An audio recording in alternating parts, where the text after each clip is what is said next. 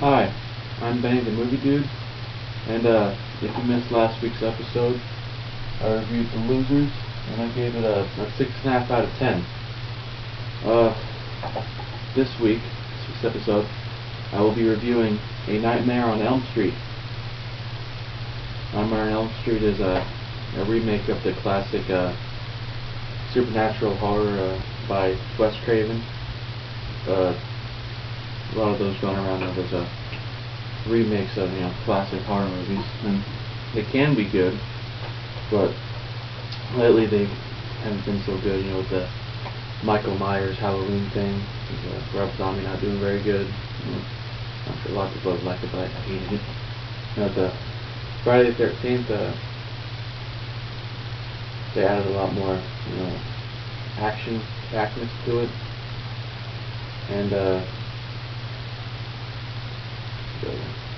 anyway, the Nightmare on Elm Street is the remake of the classic story, and this one stars Jackie Earle Haley as Freddy. If you don't know who Jackie Earle Haley is, he played Rorschach in Watchmen. He also played the bad boy in Bad News Bears, the original one, back in the 80s, 70s.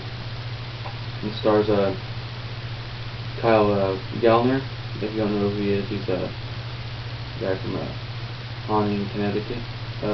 Also stars Rooney Mara, Kate Cassidy, and Tom Decker with Clancy Brown. And it's directed by a newcomer named Samuel Bayer. The story of this movie is pretty good, I guess, for a remake. It seems pretty loyal to the old one, keeping. Because if you watch the old one, you look at this one, and you see some scenes that you recognize it from the old one. The hand in the bathtub, and the girl floating over her bed with the jersey on. But it all seemed very familiar to me, but it also had a new twist to it. With like it seemed like it was targeting more not so much the diehard fans of Elm Street from the '84 version, but also like it was trying to target a younger youth of viewers. And I went into the theater, and it's filled with little kids, pissing me off, and I want to shut up. So it starts off with an unexplained death of a kid named Dean, and no one explained it. He just died, and he was sleeping. He died, and he just kept saying, "It's not real, it's not real." Then he died, and kind of freaks the people out. And it brought together a group of people from school, and they started exploring, and they uncovered a little cover-up that their parents set up to try to protect them. And they didn't do a very good job of covering it up, but they found out the dark secrets of their past that they tried to forget, so they recovered new repressed memories that parents wanted to keep concealed in their minds. Got out, and they each get picked off one by one by the notorious, legendary Freddy Krueger. Kills them in their sleep, their dreams. If you don't know what Elm Street is, you're an idiot. But it's rated R, a hard R movie, and I think it's a good thing to put it at R. But it had a lot of blood, a lot of violence, and gore.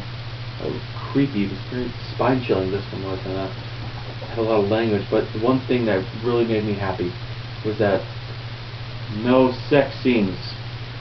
I know a lot of people say, "Oh, sex scenes in this movie," but I was kind of really happy with this because all the remakes showed the Michael Myers, the Halloween with the Friday the 13th. They always added an extra 30 minutes of graphic sex scenes that are completely unnecessary, and this one didn't have any, and that made me so happy. It made me so happy, because when they're expecting a sex scene that was completely unnecessary, and they didn't have one. I just left things, man, thank you. This director knows what he's doing when he makes a good remake. Doesn't know how to, doesn't need to put in 30 minutes of, excess skin. But, the acting in this movie was pretty good. Jackie Earle Haley gave a really good performance as Freddy. He seemed actually a lot more creepier than the original Robert Englund Freddy, but just what the director was going for. And the other one, the old one seemed really corny. That was its time. It was really corny special effects, corny lines and whatnot. Don't fall asleep. Very corny lines, but this one didn't have so many corny lines. It had actually some pretty good one-liners. Jackie Earle Haley, I think, like I said, he did a really good job. He's always a creepy kind of character nowadays, and he did really good at this character. I think he made it his own, but also trying to stay loyal to the original. And that's what I like about this director. He tried to stay loyal to the original one, which a lot of the other directors and writers of the remakes of all the other classic horror slasher movies don't know how to do. They just want to do their own thing and leave the other one completely in the dark. And this one made me happy. This one made me happy.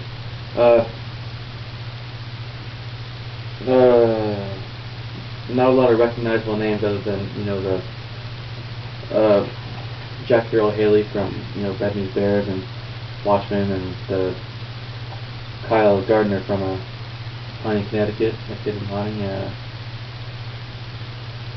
That Thomas Dekker, don't know who he is. He played in Sarah Connor Chronicles, but he played John Connor. And Clancy Brown. If you don't know who Clancy Brown is, because a lot of people get stumped on this one, and he's one of my personal favorite actors. He played the drill sergeant in Starship Troopers.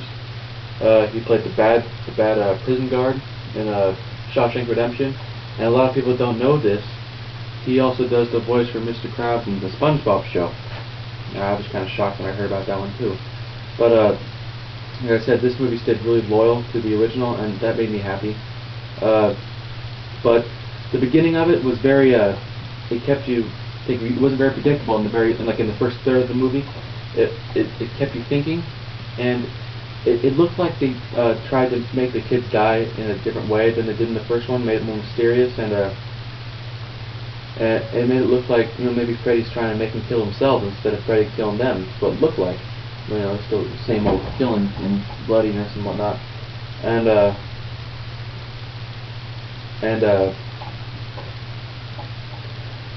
in this two-thirds through the movie, I just felt that in the middle half of this movie, it seemed very predictable, and the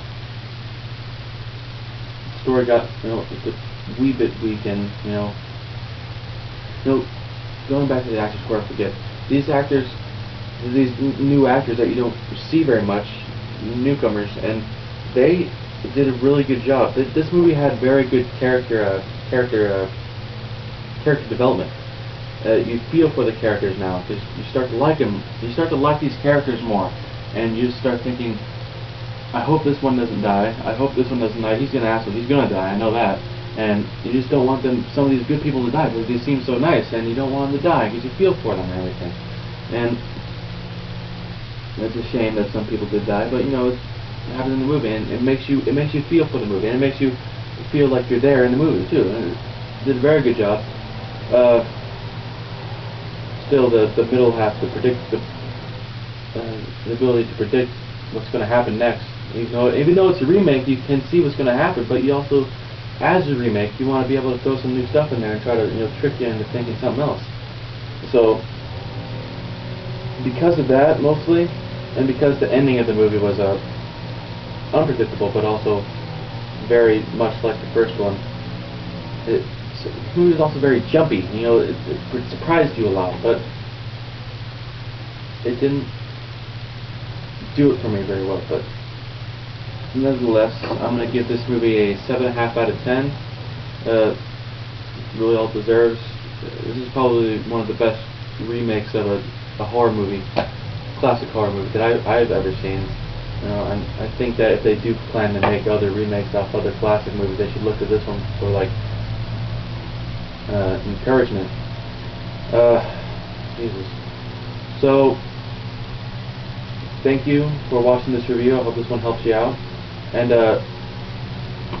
next week I'll be reviewing Iron Man 2, so tune in for that one.